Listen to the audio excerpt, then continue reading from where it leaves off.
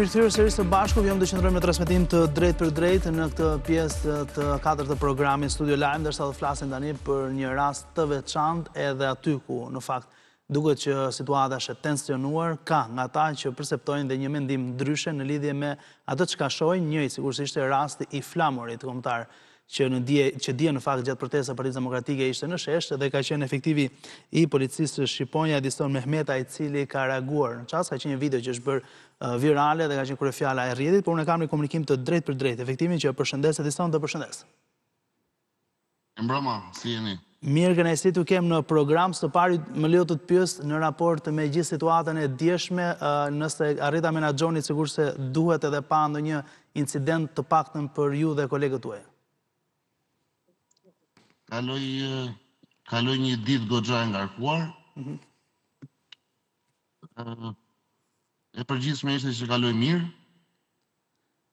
Nuk pati të lënduar nga ana jon, nga kolegët tanë, gjëra të vogla. Por e menaxhueshme. Ka një video cilën do ta jap tani në transmetim, ta shohin të gjithë qytetarët, për gjitha që kanë numër dhe e komentojmë së bashku se për çfarë bëhet fjalë që ka qenë gjatë ditës së djeshme kryefjala në rrjeteve sociale.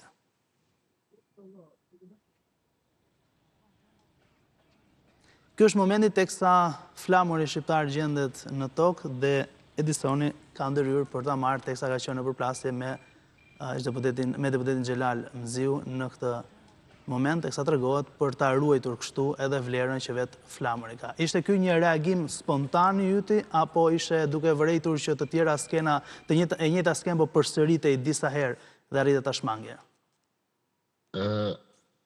Në ato momente ishte komplet blur, sepse ne kishim edhe skafandër, edhe kundragas. Po?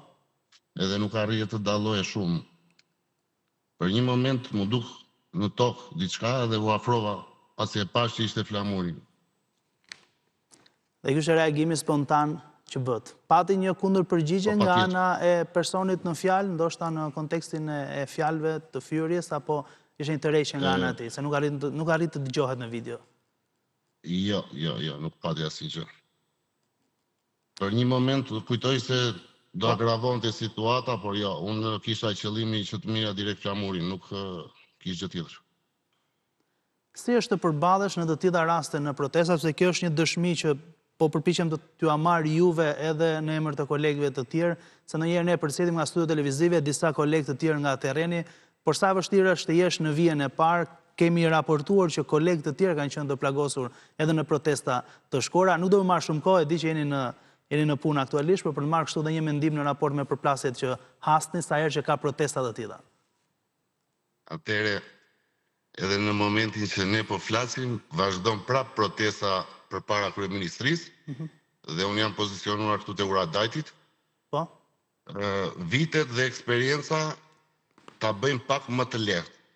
Natyrisht janë të rrezikshme për faktin se dalin nga korniza që kthehen të dhunshme.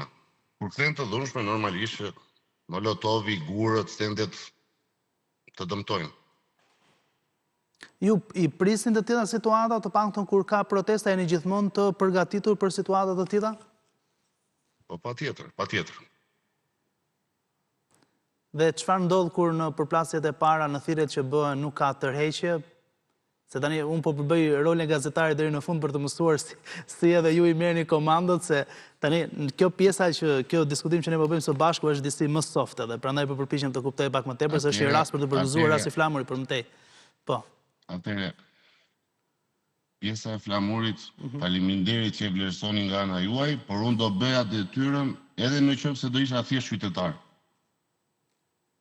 Të njëjtën gjë do ta bëja në çdo lloj forme, qoftë edhe po të isha protestues. Nuk do ta lija flamurin tokë. Dhe kjo është e kuptueshme edhe për shkak të rëndësisë të tij. Më jepi mesazh të fundit, të lutem, për qytetarët, për protestuesit që të paktën në rastet kur ka thirrje politike nuk qëndrojnë dhe aq paqësor, por përpiqen të krijojnë një situatë për incidente. Çfarë do të thojë atyre? Si qytetar, si një person që ka një uniformë policie dhe përballet me ta. Atëherë,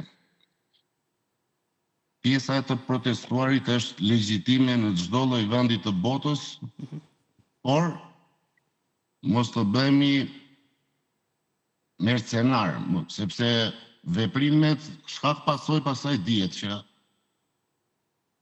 Do të kundërpërgjigjeni. Gjithmonë në rast dhune. Në qoftë se ti del duke duar trokitur aty proteston ke drejtën tënde. Protestosh sa duash. Qartë, e sa nuk po të marrë më tepër kohë, të falenderoj që disi u shkëpute në këtë arsirgore për dhënë komentin tënë. Faleminderit dhe për gëzimin. Ju përshëndes. Ciao. Gjithë mirat.